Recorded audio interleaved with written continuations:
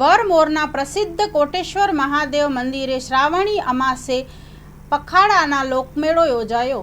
શ્રાવણના અંતિમ દિને યજ્ઞ, 1.25 લાખ બિલ્વીપત્ર અનુષ્ઠાન સંપન્ન। 4 પ્રહોરની આરતી, મંદિરમાં રંગોળી કરાઈ, ભક્તો મોટી સંખ્યામાં ઉમટ્યા।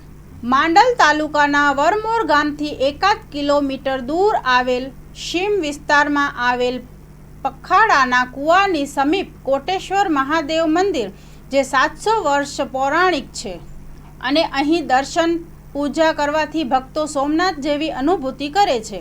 પવિત્ર શ્રાવણ માસ દરમિયાન અહીં ભક્તો મોટી સંખ્યામાં પૂજા અર્ચના કરતા જોવા મળે છે। અહીં શ્રાવણના 4 સોમવાર અને 13 શિવરાત્રિ સાંજે ભવ્ય ફૂલો, કંઠોળની રંગોળી સજાવટ કરવામાં આવે અને 4 પ્રહોરની મહાઆરતીમાં ભક્તો મોટી સંખ્યામાં જોડાયા હતા। બાજુમાં આવેલા પખાડાના કુવા ઉપરથી દર શ્રાવણ માસની અમાસે યોજાતા લોકમેળો એ પખાડાનો મેળો તરીકે વિસ્તારમાં ઓળખાય છે।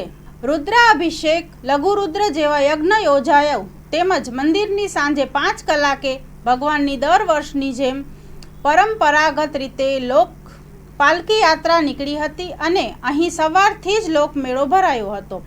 Story report by Mahendra Gajar, Mandal, Ahmedabad માં ન્યૂઝ। શું તમને ખબર છે ડેન્ગ્યુ તાવ એડિસ ઇજિપ્તી મચ્છરો દ્વારા ફેલાય છે। એડિસ ઇજિપ્તી મચ્છર દિવસે કરડે છે। આ મચ્છર ઘરમાં જમા થયેલ પાણીમાં ઉત્પન્ન થાય છે। આ મચ્છર ઉત્પન્ન ના થાય એના માટે શું કરવું જોઈએ? દર રવિવારે માત્ર 10 મિનિટ ફાળવીએ અને મચ્છરોને ઉત્પન્ન થતા અટકાવીએ। આપણા ઘરની અંદર તેમજ આસપાસના 10 મીટરના વિસ્તારમાં રહેલા ઉપયોગમાં લેવાતા પાણીના પાત્રોને હવાચુસ્ત ઢાંકણથી બંધ કરીએ। જેની જરૂર ના હોય એવા બિન ઉપયોગી સંગ્રહ કરેલા પાણીનો નિકાલ કરીએ। એટલું જ નહીં, આ બાબતની માહિતી આપણે આપણા આસપાસના 10 લોકોને આપી આપણા શેરી અને મહોલ્લાને મચ્છરજન્ય રોગચાળાથી બચાવીએ।